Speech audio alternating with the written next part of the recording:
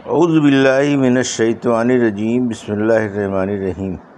الحمد للہ رب العالمین والصلاة والسلام علی سید المرسلین وخاتم النبیین، اما بعد۔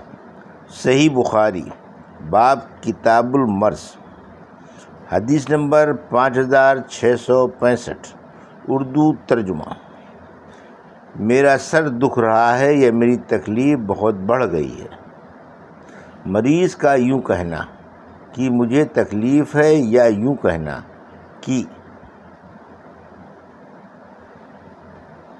ہائے میرا سر دکھ رہا ہے یا میری تکلیف بہت بڑھ گئی۔ اور حضرت ایوب رضی اللہ عنہ کا یہ کہنا بھی اسی قبیل سے ہے کہ اے میرے رب، مجھے سراسر تکالیف نے گھیر لیا ہے اور تو ہی سب سے زیادہ رحم کرنے والا ہے۔ ہم سے قبیصہ نے بیان کیا، کہا ہم سے سفیان نے بیان کیا، ان سے ابن ابی نجیح اور ایوب نے، ان سے مجاہد نے، ان سے عبد الرحمن بن ابی لیلہ نے، اور ان سے کعب بن اجرح رضی اللہ عنہ نے کہ نبی کریم صلی اللہ علیہ وسلم میرے قریب سے گزرے اور میں ہانڈی کے نیچے آگ سلگا رہا تھا۔ آن صلی اللہ علیہ وسلم نے فرمایا، کیا تمہارے سر کی جوئیں تمہیں تکلیف پہنچاتی ہیں؟ میں نے عرض کیا، جی ہاں۔ پھر آپ نے حجام بلوایا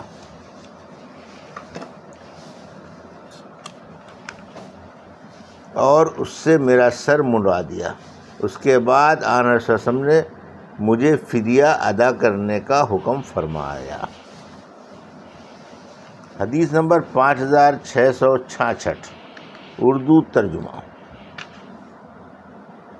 ہم سے یحییٰ بن یحییٰ ابو زکریا نے بیان کیا، کہا ہم کو سلیمان بن بلال نے خبر دی، ان سے یحییٰ بن سعید نے کہ میں نے قاسم بن محمد سے سنا، انہوں نے بیان کیا کہ سر کے شدید درد کی وجہ سے عائشہ رضی اللہ عنہا نے کہا، ہائے رے سر!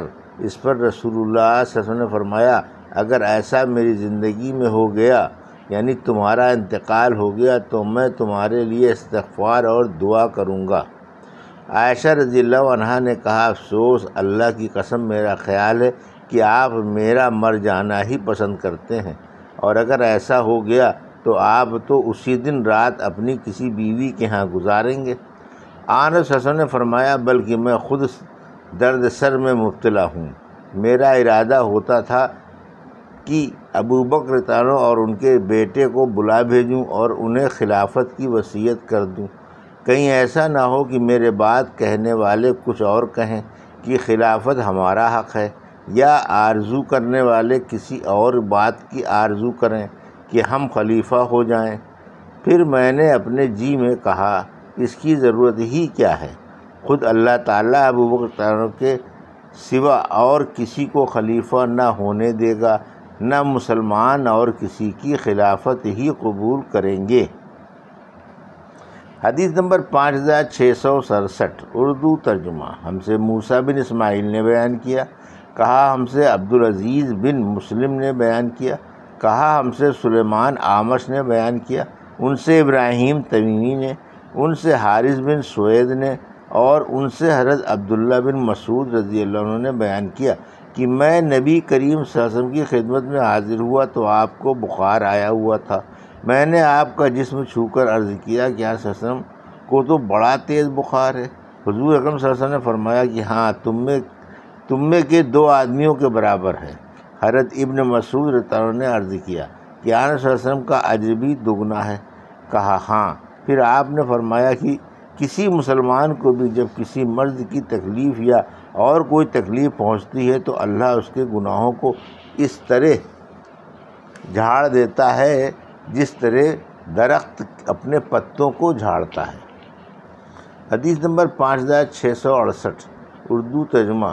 ہم سے موسیٰ بن اسماعیل نے بیان کیا، کہا ہم سے عبدالعزیز بن عبداللہ بن ابی سلمہ نے بیان کیا، کہا ہم کو زہری نے خبر دی، انہیں عامر بن سعد بن ابی وقاص نے، اور ان سے ان کے والد نے کہ ہمارے یہاں رسول اللہ صلی اللہ علیہ وسلم میری عیادت کے لیے تشریف لائے۔ میں حجۃ الوداع کے زمانے میں ایک سخت بیماری میں مبتلا ہو گیا تھا۔ میں نے عرض کیا کہ میری بیماری جس حد کو پہنچ چکی ہے اسے آن وسلم دیکھ رہے ہیں۔ میں صاحب دولت ہوں اور میری وارث میری صرف ایک لڑکی کے سوا اور کوئی نہیں ہے، تو کیا میں اپنا 2/3 مال صدقہ کر دوں؟ آن وسلم نے فرمایا کہ نہیں۔ میں نے عرض کیا پھر آدھا کر دوں؟ آپ صلی اللہ علیہ وسلم نے فرمایا کہ نہیں۔ میں نے عرض کیا کہ 1/3 کر دوں؟ آن وسلم نے فرمایا کہ 1/3 بہت کافی ہے۔ اگر تم اپنے وارثوں کو غنی چھوڑ کر جاؤ تو یہ اس سے بہتر ہے کہ انہیں محتاج چھوڑو اور وہ لوگوں کے سامنے ہاتھ پھیلاتے پھریں، اور تم جو بھی خرچ کرو گے اور اس سے اللہ کی خوشنودی حاصل کرنا مقصود ہوگا اس پر بھی تمہیں ثواب ملے گا، یہاں تک کہ اس لقمے پر بھی تمہیں ثواب ملے گا جو تم اپنی بیوی کے منہ میں ڈالتے ہو۔ حدیث نمبر 5669 اردو ترجمہ۔ مریض لوگوں سے کہے کہ میرے پاس سے اٹھ کر چلے جاؤ۔ ہم سے ابراہیم بن موسیٰ نے بیان کیا، کہا ہم سے حشام بن عروہ نے بیان کیا، ان سے معمر نے دوسری سند، اور مجھ سے عبداللہ بن محمد نے بیان کیا، کہا ہم سے عبدالرزاق نے بیان کیا، کہا ہم کو معمر نے خبر دی، انہیں زہری نے، انہیں عبیداللہ بن عبداللہ نے، اور ان سے حضرت ابن عباس رضی اللہ عنہ نے بیان کیا کہ جب رسول اللہ صلی اللہ علیہ وسلم کی وفات کا وقت قریب آیا تو گھر میں کئی صحابہ کرام موجود تھے، حضرت عمر بن خطاب رضی اللہ عنہ بھی وہیں موجود تھے۔ حضور اکرم صلی اللہ علیہ وسلم نے فرمایا لاؤ میں تمہارے لیے ایک تحریر لکھ دوں تاکہ اس کے بعد تم غلط راہ پر نہ چلو۔ حضرت عمر رضی اللہ عنہ نے اس پر کہا کہ آپ صلی اللہ علیہ وسلم اس وقت سخت تکلیف میں ہیں اور تمہارے پاس قرآن مجید تو موجود ہی ہے، ہمارے لیے اللہ کی کتاب کافی ہے۔ اس مسئلے پر گھر میں موجود صحابہ کرام کا اختلاف ہو گیا اور بحث کرنے لگے۔ بعض صحابہ کہتے تھے کہ آن صلی اللہ علیہ وسلم کو لکھنے کی چیزیں دے دی جائیں تاکہ آن صلی اللہ علیہ وسلم ایسی تحریر لکھ دیں جس کے بعد تم گمراہ نہ ہو سکو، اور بعض صحابہ رضی اللہ تعالیٰ اجمعین وہ کہتے تھے جو حضرت عمر رضی اللہ عنہ نے کہا تھا۔ جب آن صلی اللہ علیہ وسلم کے پاس اختلاف اور بحث بڑھ گئی تو آن صلی اللہ علیہ وسلم نے فرمایا کہ یہاں سے چلے جاؤ۔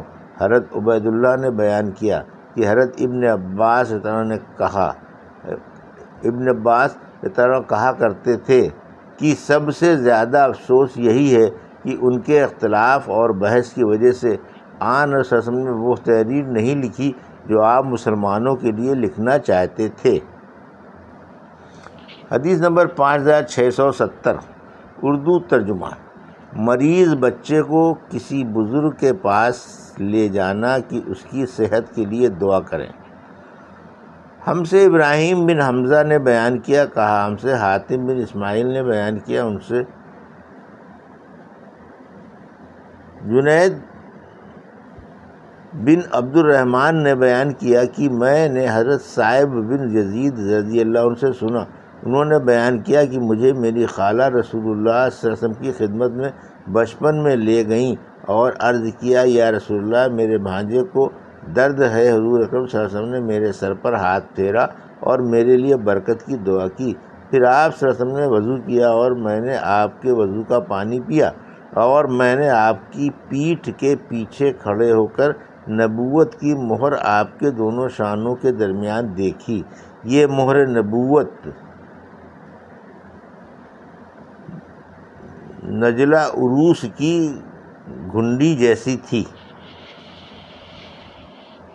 یہ تھی صحیح بخاری باب کتاب المرض کی حدیث نمبر 5665 سے 5670 کا اردو ترجمہ جو ابھی آپ نے سماعت فرمایا۔ اللہ سے دعا ہے کہ اللہ میں حدیثوں کی صحیح سمجھ عطا فرما اور ان پر عمل کرنے کی توفیق عطا فرما، آمین یا رب العالمین۔